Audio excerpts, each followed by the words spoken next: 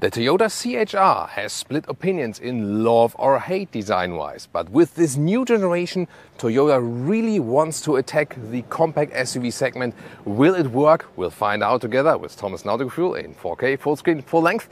Let's go here with the special version, the GR Sport, that has sportier accentuations in the lower part with this honeycomb style right here, a stronger, sportier, lower intake area as well. And the overall design, you can see, it is kinda special and unique, but at the same time, I feel it will be less splitting opinion than the predecessor. Or what do you think? The length at 4.36 m or 172 inches, so that's not a big change if you compare the predecessor. Interesting here how they play with the design lines right there. Wheels from 17 to optional 20 inch. So if you go here for the GR Sport 19 inch, and then optional you can get these biggest ones 20 inch. And now something interesting happens. When you go for the plug-in hybrid version, or here for the hybrid version with the 20-inch wheels, then you get the new frequency adaptive dampers. So they actually rule in an adaptive way, but in a passive adaptive way. You cannot control them from the inside or so on, but they react accordingly to the impact they get. So let's see in riding if this makes a huge difference. But also the base suspension has been reworked to be a little bit sporty, but more comfortable at the same time, they say. Look at how they integrated these horizontally drawn tail lamps into some kind of rear wing for the whole rear, right? Then when you have the welcome or goodbye signature, the Toyota C-HR logo in the central rear part is also illuminated. And with the GR Sport trim, you get the badge here and also this honeycomb indentations in the lower part for an even sportier look. How do you like the new rear styling? Tell me in the comments. By the way, on the technology side, so the inbuilt hybrid battery is placed below the rear bench. We can also see it here in our cutaway model. And if you want to go for an all-wheel drive, there is an all-wheel drive option here for the inbuilt hybrid, and then you have an additional electric motor between the rear wheels, so at the rear axle, and that is only active when there is wheel spin in the front, so when there's traction loss. So predominantly it will still be front-wheel driven, just then in these all-wheel drive situations, maybe like on snow and so on, if you really need it. Turning indicators in the front, ooh, that's really fancy, right? Love that. Such a cool design, but I think the rear turning indicators, they are a little bit disappointing, aren't they? Paint-wise, you also have two contrasting options. You can get the roof here in black, or you can also, for this contrast plus option, you can get the whole rear in a black contrast. Again, you don't have to go for it. You could also take the whole vehicle in the same paint. By the way, here we have a silver vehicle for you, but we also have a golden one or a red one. Which one do you like best? Here, these door handles, they come up like this, otherwise they are flush, and then door closing sound is pretty weird. So they didn't pay attention to that. Then inside of the doors, so the top part is soft touch. Then in the GR Sport trim, we also have microfiber here with the red racy-like contrast stitches, hard pink in the lower part, and one more time these honeycomb structures here, together with the GR entry badge. Also the GR Sport gets this special steering wheel with red contrast stitches. Steering wheel material base, or this one is always, by the way, in a animal-free material, and Toyota has tested this, and they say it is actually more durable, has less abrasion than the animal skin material. Seats are animal free in the base fabric, and also here in this GR Sport trim, microfiber on the inside, and you have this integrated head restraint. Look pretty cool. By the way, you can slide this one like this, so that is then better for tall adults.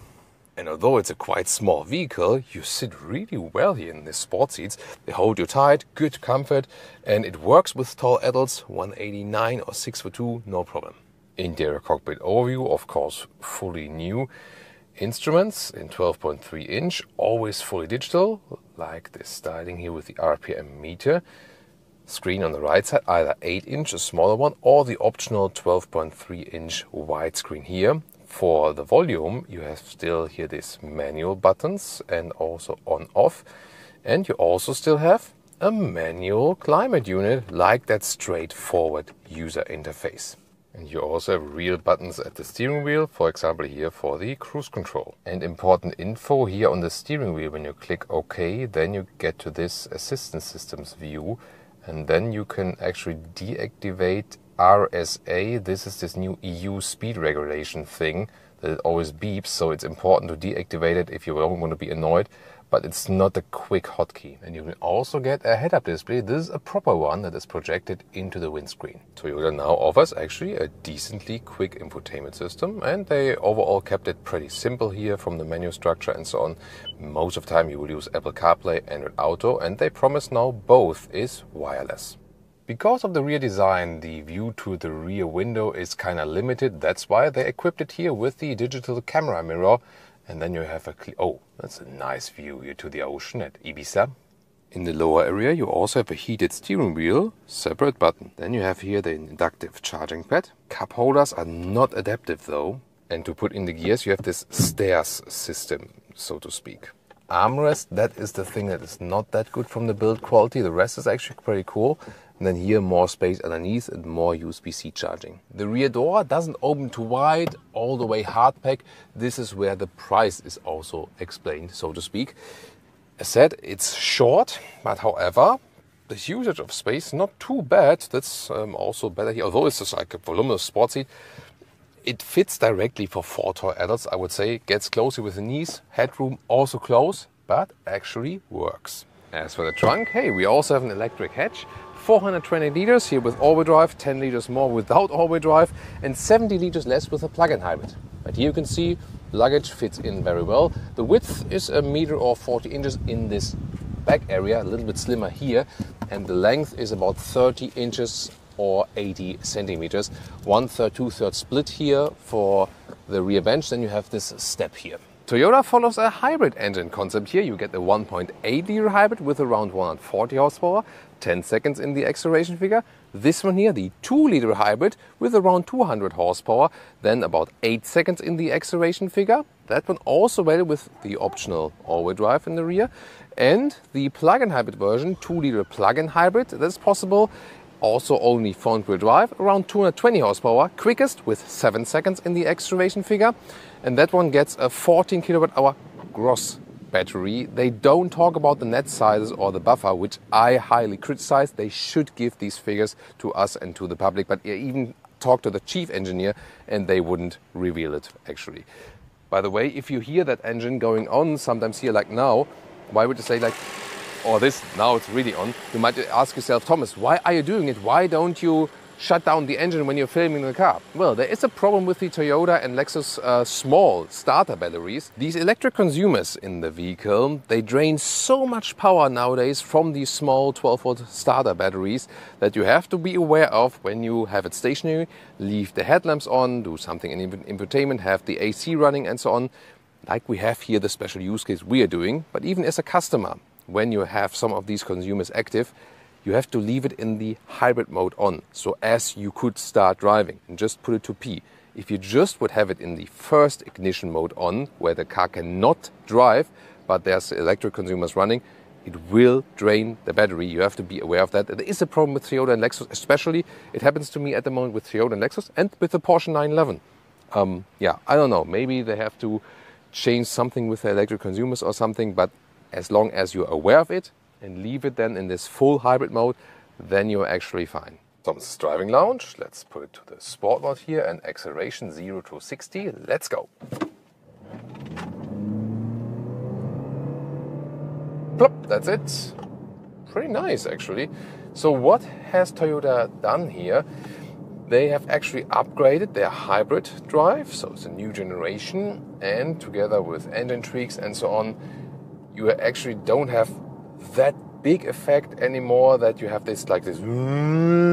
Yes, you still hear it, but not as much as with the previous generation. You have more power. At the same time, the engine acts in a calmer way. Of course, again, when you hit it all the way through with the throttle, you still hear that. But for most situations, the engine will definitely act calmer. This one here, driving the 2 liter hybrid, it will be like a split, you know, so some will go for the 1.8, lower entry price, some will go for the 2 liter hybrid, just depends on how much power you really need. Acceleration difference then, as I said, is that you have with one around 10 seconds in the acceleration figure and with the other one around 8 seconds, so 2 seconds in the difference. Then just a plug-in hybrid then with around 7 seconds is a little bit quicker even, but plug-in hybrid probably for most use cases won't make that much sense. Here in the sport mode, of course, the acceleration pedal is a little more enhanced and so on, but usually you would leave it in the normal mode like that. And it's actually pretty silent in here, I have to say, especially if you compare it to the previous generation or other past Toyota models. So they've worked on the noise insulation on this model here especially.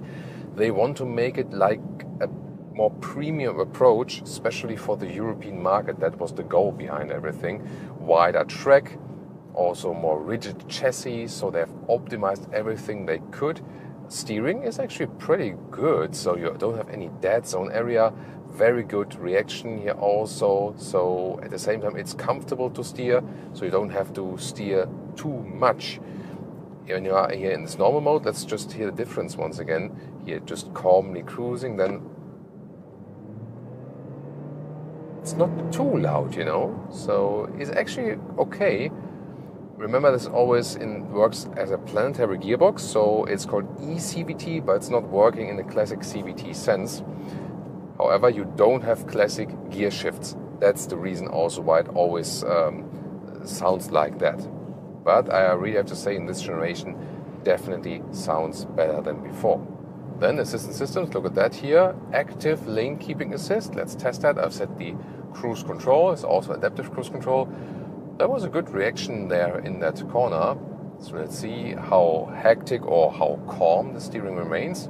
So far, actually, so good. This is another thing they also worked on. This has more elaborate assistance systems, and they also added more assistance systems as standard here. Let's see here, just paying attention. There we go. Yeah, it's actually quite well done so far. Because in older Toyotas, maybe that wasn't the best system, but here it's actually pretty cool. Look at that. Yeah, and at the same time you can always take over yourself and also really quickly deactivate here, for example, the active lane keeping assist with one button click on the steering wheel. That's how I like it. Yeah, I like that straightforward approach. And sometimes maybe you have a role to say, hey, I want to take the steering myself and I want just some nice sportier driving, and then you can easily deactivate that. That's pretty cool. The seats here are doing a good job. They're good in comfort, also long term. They're holding me tight. They're taking weight off the lower lumbar area. So I'm really happy with these seats here.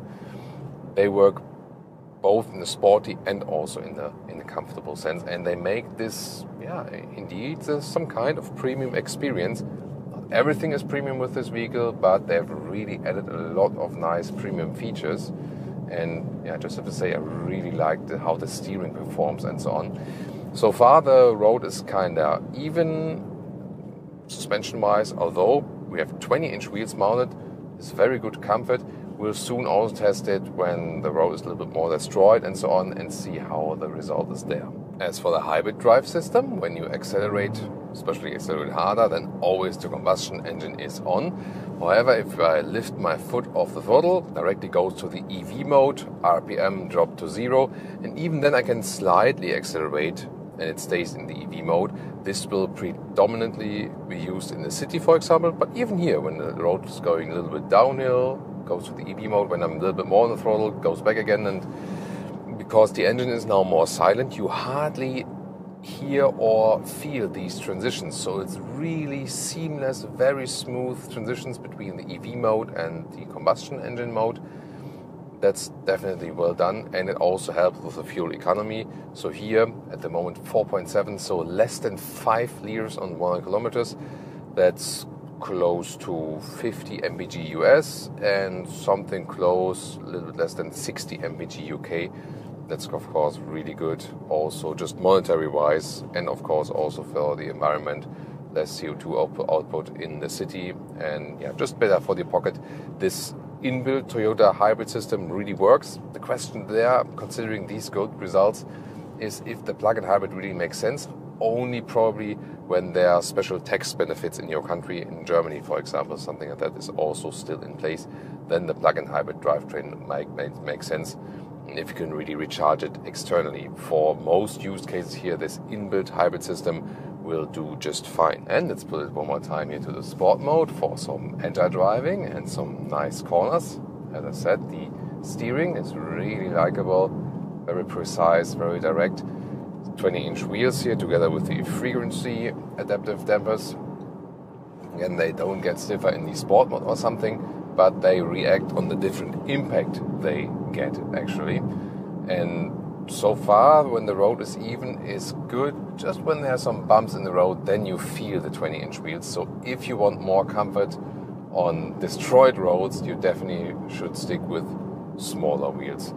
Here, when you have the all-wheel drive or plug-in hybrid, you also have the bigger brakes, by the way, just because of the added weight. But the brake feel itself is also really nice. Remember, they also have to do this brake blending because they also have the regenerative braking when you're in this, in this first moment of braking. But it's actually fine. Also, a very smooth transition of that. The car is fun to drive, definitely, especially because of steering and suspension setup. Really cool here also in the corners. The only thing we felt, Leah has complained a little bit that she tends to get sick in this vehicle. It's really very different in which vehicles the passengers get sick when you have a lot of, curvy roads and so on. And I'm not sure yet what is the real reason for that it sometimes works and it sometimes doesn't. It's just that we can state this experience here. But for me as a driver, it's actually a lot of fun here in these corners. And the engine remains pretty calm. At the same time, especially with the 2-liter engine here, you have some good accelerating out of the corners. The all-wheel drive, as I said earlier, is not there to support a sporty driving. It's just active when you have wheel spin, so when you're driving on snow and so on. But here, even when I do some performance driving, the all-wheel drive doesn't really play a role. So you only should get the all-wheel drive if you really need it in countries where you have these harsh winter conditions. You often have snow and very slippery roads and so on. Then it actually makes sense. Oh, in front of us, there's now a golden vehicle. And seems that I'm catching them pretty early. Here, in these corners there, the car pushes a little bit to the outside and the steering could be a little bit more progressive, So when the corner is getting more narrow, then I would like to have some more progressive support from the steering. So overall, especially when you compare it to the predecessor, yes, it works. It is more comfortable and sporty at the same time.